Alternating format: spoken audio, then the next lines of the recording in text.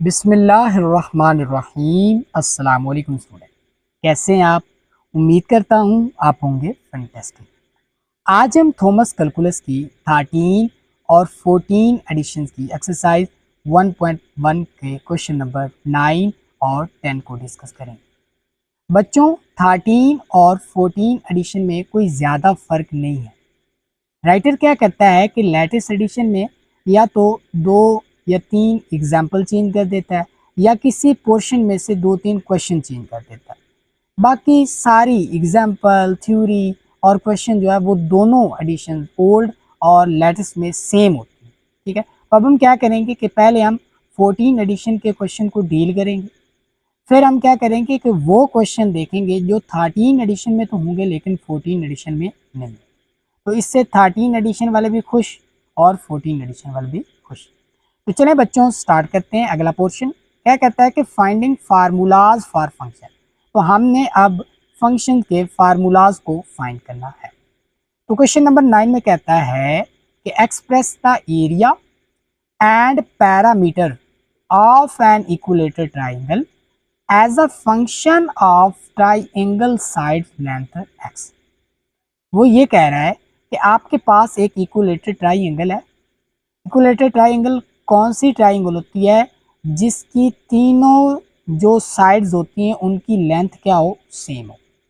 और उसने आगे बताया है कि जो उस इक्विलेटरल ट्राइंगल की साइड लेंथ है उसकी क्या है? एक्स है। तो इसका मतलब क्या हुआ कि ये भी इस साइड की भी लेंथ एक्स है, इस साइड की भी लेंथ एक्स है और इस साइड की भी लेंथ है एक्स। ये बात होगी क्लियर। अब हमने ये उसको एक्सप्रेस करना है, शो करवाना है कि जो इस इक्विलेटरल ट्राइंगल का एरिया है वो भी फंक्शन है इसकी साइड लेंथ एक्स का, और जो इसका पैरामीटर है वो भी फंक्शन है इसकी साइड लेंथ एक्स का। ये दो चीज़ें हमने दिखानी है। ठीक है, एक चीज़ कि एरिया फंक्शन है एक्स का, दूसरी चीज़ पैरामीटर फंक्शन है एक्स का। बच्चों, सबसे पहले हम एरिया को दिखा देते हैं। तो अब हम जानते हैं कि जो ट्राइंगल का एरिया होता है जिसको मैं ए से रिप्रेजेंट कर रहा हूँ वो इक्वल होता है half of base into height. Clear होगी बात? अब हमारे पास बच्चों यहाँ पर देखें तो हमारे पास बेस तो है इस ट्राइंगल की, लेकिन हमारे पास हाइट नहीं है। तो हाइट के लिए मैं क्या करूँगा कि यहाँ पर एक परपेंडिकुलर गिराऊंगा इस ट्राइंगल की बेस पे। ठीक है, जो परपेंडिकुलर इस तरह गिराऊंगा कि इसकी बेस को दो बराबर हिस्सों में क्या कर देगा? डिवाइड कर देगा, यानी कि इसके मिड पॉइंट पर गिराऊंगा। अब ज़रा बच्चों गौर कीजिएगा, ये सारी लेंथ कितनी थी? एक्स। और ये परपेंडिकुलर इसके मिड पॉइंट पर क्या कर रहा है? इसको इंटरसेक्ट कर रहा है। तो इसका मतलब क्या हुआ कि ये वाली जस्ट ये जो लेंथ है ये यहाँ से यहाँ तक ये कितनी बन गई? x/2। और ये भी क्या बन गई? x/2। तो दोनों ऐड होंगी तो क्या बनेगा? x/2। ये बात होगी कल। अब मुझे ये वाली हाइट चाहिए तो मैं इसको h से रिप्रेजेंट कर देता हूँ। अब ज़रा बच्चों गौर कीजिएगा कि अगर मैं गौर करूँ तो ये जो पोर्शन बन रहा है ये एक ट्राइंगल नहीं बन रही, राइट ट्राइंगल नहीं बन गई। ठीक है, अगर मैं गौर करूँ तो ये क्या बन रही है? एक राइट ट्राइंगल बन रही है। तो इसी राइट ट्राइंगल पर मैं पिथागोरस थ्योरम लगाकर ये वाली हाइट फाइंड कर सकता हूँ आसानी से। ठीक है, तो पिथागोरस थ्योरम क्या कहता है बच्चों? वो ये कहता है हाइपोटेन्यूज का स्क्वायर, तो हाइपोटेन्यूज यहाँ पर क्या है? एक्स है। तो एक्स का square will be equal to perpendicular का स्क्वायर, परपेंडिकुलर यहाँ पर क्या है? एच है। और प्लस बेस का स्क्वायर, बेस यहाँ पर क्या है? प्लस बेस क्या है? x/2 है। तो x/2 का होल स्क्वायर। ठीक है, अब हमने यहाँ से अपनी हाइट निकालनी है। तो क्या होगा? यहाँ पर नेक्स्ट करेंगे तो ये एक्स स्क्वायर प्लस यहाँ पर क्या होगा? सॉरी, ये हो जाएगा प्लस में इक्वल हो जाएगा, ये हो जाएगा एच स्क्वायर प्लस यहाँ पर इसका स्क्वायर ओपन करें तो ये आएगा x²/4। अब मुझे सिर्फ हाइट चाहिए तो हाइट इधर ही रहेगा, ये x² एज इट इज आएगा और ये जो x²/4 है ये इधर आकर क्या हो जाएगा? माइनस का x²/4 हो जाएगा। ठीक है, अब मैं क्या करूँगा? मज़ीद देखें, अब इनका दोनों का एलसीएम लूँगा एलसीएम बच्चों क्या आएगा 4 और ये आएगा 4x² minus x square that is equal to h square.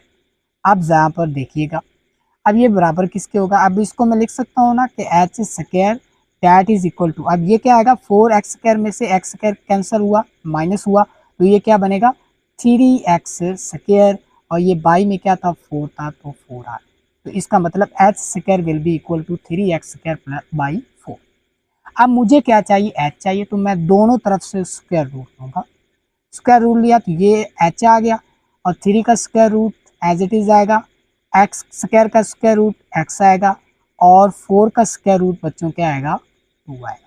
अब आप पूछेंगे कि सर आपने दोनों तरफ स्क्वायर रूट लिया तो आपने यहाँ पर प्लस माइनस क्यों नहीं लगाया। बच्चों प्लस माइनस तो लगाते, ज़रूर लगाते, लेकिन हमारी ये हम क्या लगा रहे हैं, निकाल रहे हैं हाइट, हाइट का एक लेंथ है तो लेंथ कभी भी नेगेटिव नहीं होती, तो इसलिए हम यहाँ पर पॉजिटिव ही लेंगे जस्ट, ठीक है, नेगेटिव वाली टर्म को इग्नोर करते हैं, ठीक हो गया। अच्छा बच्चों ये हमारे पास क्या आ गई, हमारी हाइट आ गई है, ठीक है।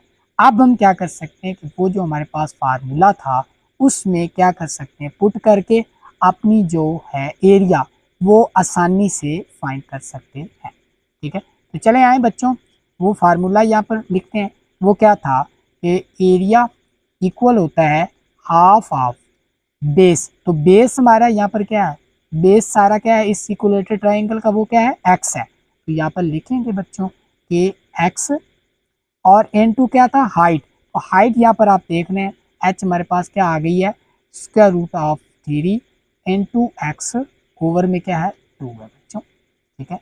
अब ये एरिया किसके इक्वल होगा, हाफ ऑफ 2, ये 2 और ये जो ये और ये 2 और ये 2 ये दोनों क्या हो जाएंगे बच्चों, ये हो जाएंगे मल्टीप्लाई, तो ये क्या बन जाएगा 4, तो 1/4 बन गया और ये square root 3 as it is ऊपर ही आएगा और ये जो x है और ये x है ये क्या बन जाएंगे दोनों मिलके एक्स स्क्वायर बन जाएंगे।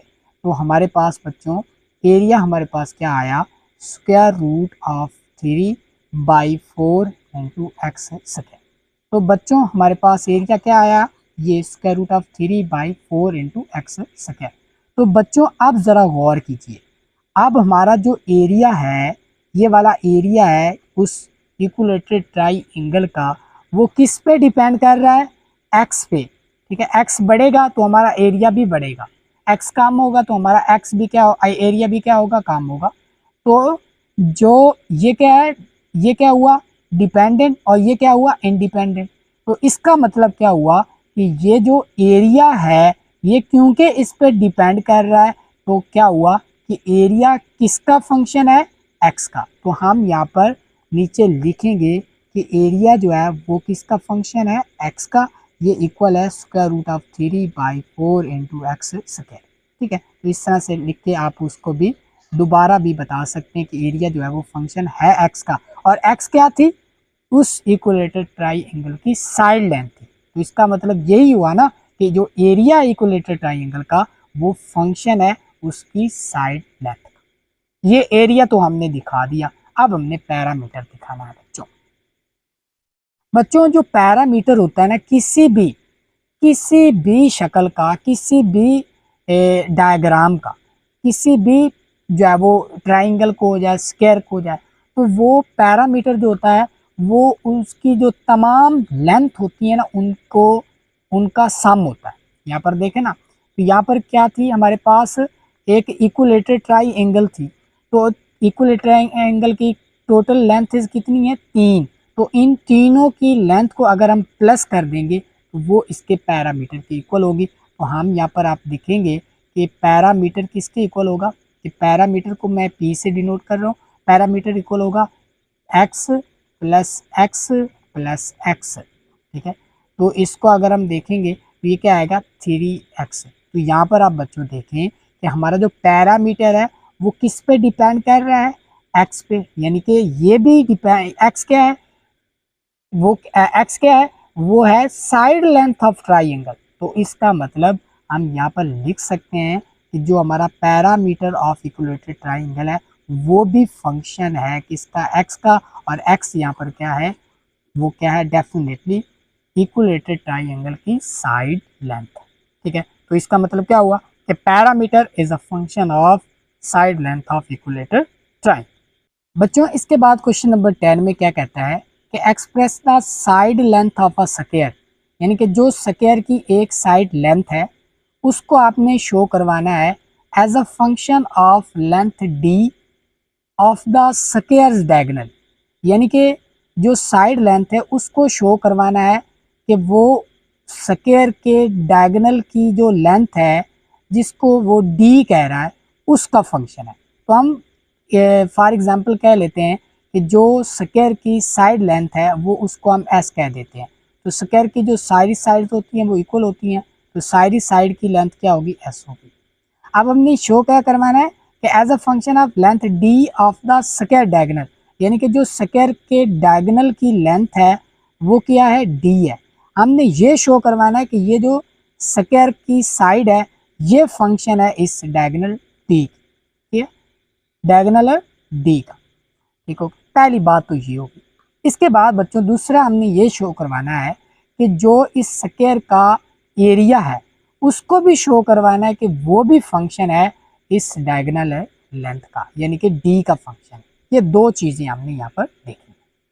तो चलें सबसे पहले हम ये दिखाते हैं कि जो स्क्वायर की साइड लेंथ है वो फंक्शन है इसके डायगोनल की। ठीक है, तो सबसे पहले तो बच्चों मुझे डायगोनल चाहिए, तो डायगोनल चाहिए तो मैं क्या कर सकता हूँ कि ये वाली राइट ट्रायंगल मैं बना सकता हूँ ना, इस राइट ट्रायंगल को यूज़ कर सकता हूँ ना, जिसको मैंने येलो कर दिया। ठीक है, ये ट्रायंगल राइट ट्रायंगल को मैं यूज़ कर सकता हूँ। अब मैं यहाँ पर क्या करूँगा, पिथागोरस थ्योरम लगाऊंगा। पिथागोरस थ्योरम क्या कहता है कि जो हाइपोटेन्यूज का स्क्वायर होता है यानी कि डी का स्क्वायर वो इक्वल होगा परपेंडिकुलर का स्क्वायर जो कि एस है, और बेस का स्क्वायर जो कि वो भी क्या है, एस है, एस स्क्वायर हो जाएगा। ठीक है, तो अब मैं यहाँ से डायगोनल निकाल सकता हूँ आसानी से। तो यहाँ पर देखेंगे तो ये d square will be equal to, यहाँ पर क्या बनेगा, 2s स्क्वायर। तो मैंने ये दिखाना है कि जो s है वो फंक्शन है डी का, तो मुझे x की s की वैल्यू निकालनी है। तो यहाँ पर आप देख सकते हैं आसानी से मैं यहाँ पर लिख सकता हूँ कि 2s स्क्वायर ये इक्वल है डी स्क्वायर के। तो यहाँ पर इसके बाद क्या होगा कि ये s स्क्वायर ये इक्वल हो जाएगा टी स्क्वायर बाई 2 के। अब मैं दोनों तरफ स्क्वायर रूट लूँगा तो ये s किसके इक्वल हो जाएगा, square root of d square by 2 का। तो ये s will be equal to d square by 2 का स्क्वायर रूट लेंगे तो ये d आज़ाद हो जाएगा और 2 पे क्या आ जाएगा, स्क्वायर रूट आ जाएगा। तो यहाँ पर हमें वो साइड मिल गई है, साइड किसके इक्वल हो गए, d by square root of 2। तो यहाँ पर बच्चों आप देख सकते हैं कि ये s क्या था, उस स्क्वायर की साइड थी। अब ये जो साइड है ये किस पे डिपेंड कर रही है, उस स्क्वायर के डायगोनल की लेंथ d पे। तो इसका मतलब हम यहाँ पर कह सकते हैं बच्चों कि जो साइड है, स्क्वायर की साइड है वो फंक्शन है उस स्क्वायर के डायगोनल की। ठीक है, वो फंक्शन किसका है, उस स्क्वायर के डायगोनल का। ठीक है, तो ये पहली चीज़ तो हमने यहाँ पर आप देख सकते हैं कि पहली चीज़ हमने उसको दिखा दी है। क्या दिखाया बच्चों कि जो उसकी साइड लेंथ है वो फंक्शन है length of D of the square diagonal. ठीक है, दूसरी चीज़ दिखानी है वो क्या है कि then express the area as a function of diagonal length. तो एरिया को हमने दिखाना है कि वो भी क्या है, हमारे पास उस डायगोनल का फंक्शन है। तो एरिया जो होता है स्क्वायर का वो क्या होता है, वो हम साइड को साइड से मल्टीप्लाई करते हैं। तो साइड के हमारे पास एस है तो इसको एस से ही मल्टीप्लाई करेंगे तो ये हमारे पास क्या आ जाएगा, उस स्क्वायर का एरिया आ जाएगा। तो ये क्या बनेगा, एस स्क्वायर। अब यहाँ पर बच्चों यहाँ पर आप क्या करेंगे कि एस की जो वैल्यू आपने निकाली थी वो यहाँ पर पुट करते हैं। वो क्या निकाली थी, d by square root of 2, और इसका क्या हो जाएगा यहाँ पर क्या है, स्क्वायर। ठीक है, यानी कि आपने सिंपल जो एस की वैल्यू निकाली थी ना पीछे वो यहाँ पर पुट कर दें। तो एरिया बच्चों आपका क्या बनेगा, डी स्क्वायर बाई 2 का स्क्वायर रूट का स्क्वायर लेंगे तो ये क्या बनेगा, 2 बनेगा। तो यहाँ पर बच्चों आप देख सकते हैं कि एरिया हमारा क्या आ गया है, एरिया हमारा आ गया डी स्क्वायर बाई। तो हम यहाँ पर कह सकते हैं कि जो एरिया है वो डिपेंड किस पे कर रहा है, डी पे। तो इसका मतलब क्या हुआ कि जो एरिया है वो किसका फंक्शन है, वो डी का फंक्शन है। तो डी क्या थी, वो तो क्या थी बच्चों, डायगोनल ऑफ स्क्वायर थी, डायगोनल ऑफ स्क्वायर की लेंथ डी थी। ठीक हो गया। तो ये था बच्चों क्वेश्चन नंबर 10। उम्मीद करता हूँ क्वेश्चन नंबर 9 और क्वेश्चन नंबर 10 आपको अच्छे से समझ आ गए होंगे। तो अगर वीडियो पसंद आ रही है, चैनल को करते सब्सक्राइब, वीडियो को लाइक करें और अपने दोस्तों के साथ शेयर करें। तो मिलते हैं नेक्स्ट लेक्चर में, तब तक के लिए इजाज़त दीजिएगा। अल्लाह हाफ़िज़।